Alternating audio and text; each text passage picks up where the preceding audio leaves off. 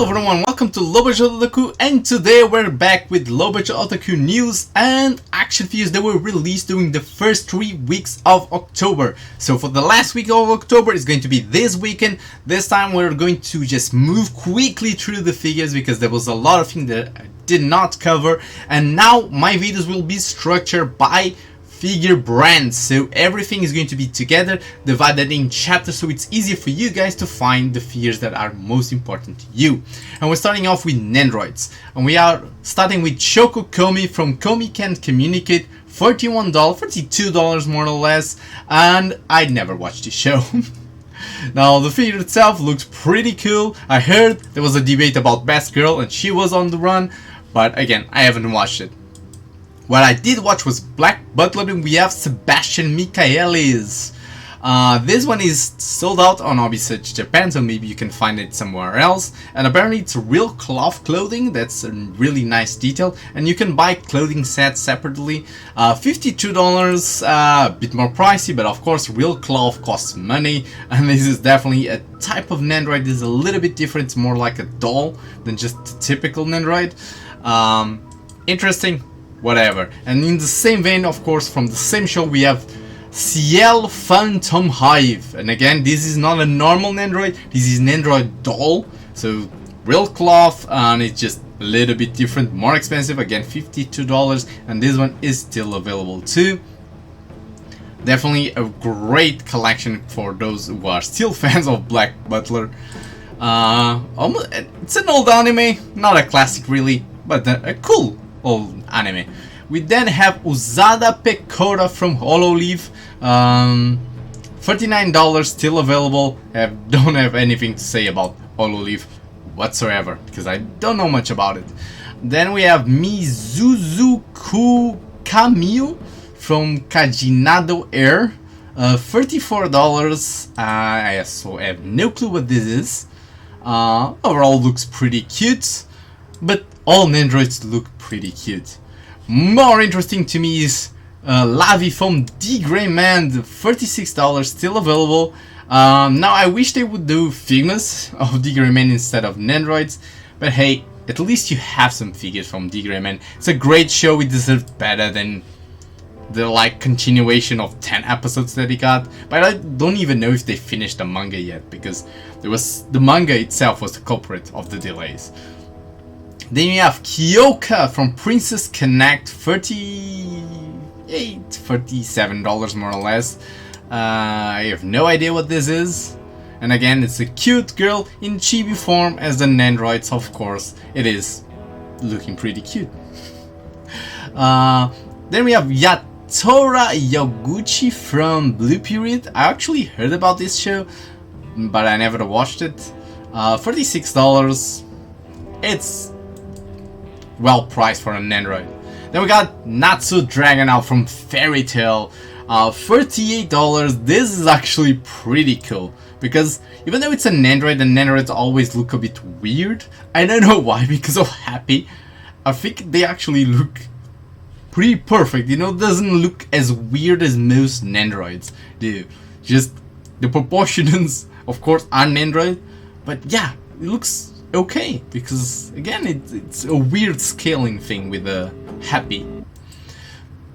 Then we got Yui Kinchu, I butchered that name, from The Legend of Sword and Fury. I think that's a video game, if I'm not mistaken. That's a video game. $40 more or less. I heard it's actually a good video game, but it's like a Chinese video game, so it's not easy to get it. I think Digital Foundry made a video about this video game. I may be mistaken, but I think that's what's going on. Then we also have Sasaki Saku from Niji-san-chi, $36. I have no idea what this is.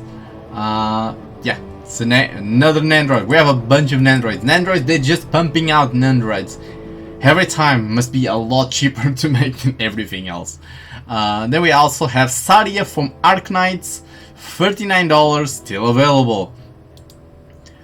Then Kanei from, again, Niji Sanji, $36. I have no clue what this is. And this is what? Monica from Doki Doki Literature Club. They do everything. Nendoroids have everything. The most like crazy stuff that I have never heard about, they have it. Something that of course we all heard about is Jujutsu Kaisen. You have Sukuna, $31. They're releasing a bunch of Figmas, SH figure arts, Nendoroids, whatever they can pump out of Jujutsu Kaisen they do. It's like the most popular show in the moment, of course, maybe except for One Piece. But yeah, Jujutsu Kaisen is dominating. Then we have Venti from Genshin Impact, that weird phone video game that's very popular. $35. Yeah, looks okay. Most of them are actually, again, still available, and these they are either producing more than they used to, or again the financial crisis is not allowing things to sell out. Then we got Kagura Nana from Kagura Nana, $40, still available. Also, of course, we have Racing Miko 2022 version from Vocaloid, $40. Yeah, it's the singer, crazy, popular. I don't even know how to describe the phenomenon that is Miko, because how there's so many stuff about this. I cannot understand. Moving on, we have Figmas, and that's a lot more interesting. We have Figma Mona Mirror for Reflection of Doom version from Genshin Impact, $55. And that's actually looking fantastic. I gotta say, Genshin Impact may not be my type of video game, but the design of the characters is actually pretty damn cool. And Figma apparently made a great job on this. Great effect parts, great overall accessories. Yeah, it's definitely looking almost like Fate figures, I would say, in terms of the overall detail and accessories. Pretty damn cool. Moving on, we got Figma Leo Futia from Promar, $56. I have no idea what this is. I think this is a show from Trigger. It looks like it would come from Trigger. Come on. The design of the character looks like a Trigger stuff. I may be mistaken. I haven't watched a lot of the Trigger animes that they released after Darling in the Franxx. Of course, I watched Cyberpunk Edgerunners. Please give us some Figmas from Edgerunners. That anime was fantastic. But yeah, this looks like something that would come from Trigger.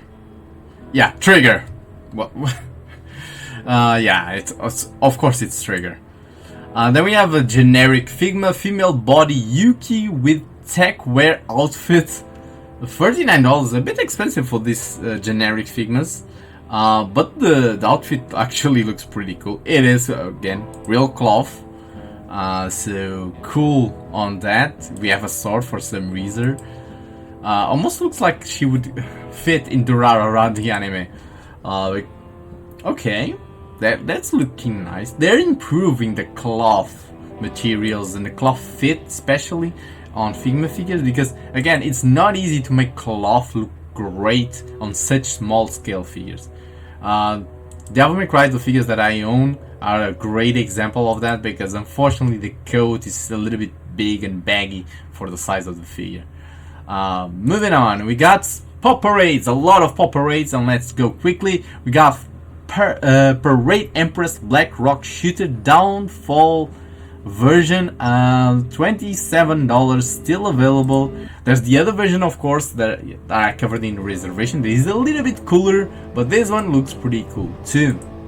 Then we got Dead Master Dawnfall version from Black Rock Shooter. So a lot of love coming to Black Rock Shooter. I only know the main character, I haven't watched the show, but yeah, the design overall of this character looks pretty cool. Again, we got Chizu from That Time I Got Reincarnated as a Slime. $28. Never watched the anime. I know what it is about, but the synopsis that people told me about this anime made me not want to watch it because it looks so stupid. But people still keep telling me it's a good anime, so maybe I will give it a try. Then we got, of course, Atsune Miko, because we are here version L. $50. Damn, that's a lot more expensive than normal pop-up parades. Why? That's the big question. I don't see a reason why. It looks like a normal pop-up parade. What? Okay, I don't get it why it's a lot more expensive than the other ones. All of them still available. Then we have also Kenma Kozumi from Haikyuu, $28 again. Pricing normally it's that $28. I love me some Haikyuu. It's a great anime. I hope we get a new season soon, because yeah, big cliffhangers as always. We also have Tetsuru Kuru from Haikyuu, again $28 from the same team. Probably there's more from Haikyuu. I would bet. We also have Parade at an Ain from Cowboy Bebop, $28. The original Cowboy Bebop anime. The live action sucked. Sorry, that was terrible. I'm so happy that we're still getting some love for the original one. I'm so disappointed with the live action. It was terrible, and I want to forget that it ever existed. And that was a pity, because a lot of the stylized things that they did in terms of look actually were great. The problem was the writing. The writing was terrible and missed the point of Cowboy Bebop. Then we also have Faye Valentine, one of the characters they butchered the most on the live action. Looking fantastic on this figure. SH Figure Arts actually did some articulated figures from Cowboy Bebop, but it was only Spike and Vicious, so it's a pity. I hope they would do at least Faye and Jet too, but we didn't get that. Then we also have Oshu Marine from Hololive, $31, again a little bit more expensive than the ones. Why? I don't get it. Maybe it's because of the detail, or I don't know. Yeah, looks pretty cool. We also have King Bradley from Full Metal Alchemist, $22. He actually is less expensive than normal. And damn, again another collection that I would love to see in Figmas. But if they don't come in Figma form, at least the pop-up parade one looks pretty damn cool. Then moving on, outside of Pop Parade, we got Super Figure Action Big JoJo's Bizarre Adventure Part 3, Jotaro Kuju, and his stand, Star Platinum. Both of them cost $125, a bit expensive, but this is not the normal ones. These are the big ones. So this is articulated, but it is the huge ones, the ones that are like twice the size of the normal Super Action statues. So yeah, I would be happy with the normal ones. They're a lot less expensive, like less than half the price, and hopefully they would be a little bit more stable. But yeah, if you want a big figure, these actually are like twice again the size. It makes a difference. It definitely makes a difference, and they look fantastic in terms of overall looks. And finally, the last figure I'm going to cover today is Final Fantasy VII Remake Integrate Playart Sky Sonon Kusakabe. Of course, from the Final Fantasy Remake video game. $89. Actually, not a bad price for a Playart Sky figure at all. Normally, they're more expensive than this. But yeah, they're definitely a lot bigger than a lot of the figures that I cover in the channel. I'm seeing some improvements in terms of articulation for Playart Sky figures, especially these joints look a lot better than the old ones. I don't know this character because I only played the Final Fantasy VII Remake, the normal version, not the Integrate one. But yeah, very simplistic, not a lot of stuff. That's probably why the price is so low. But that's it for the last video of the week.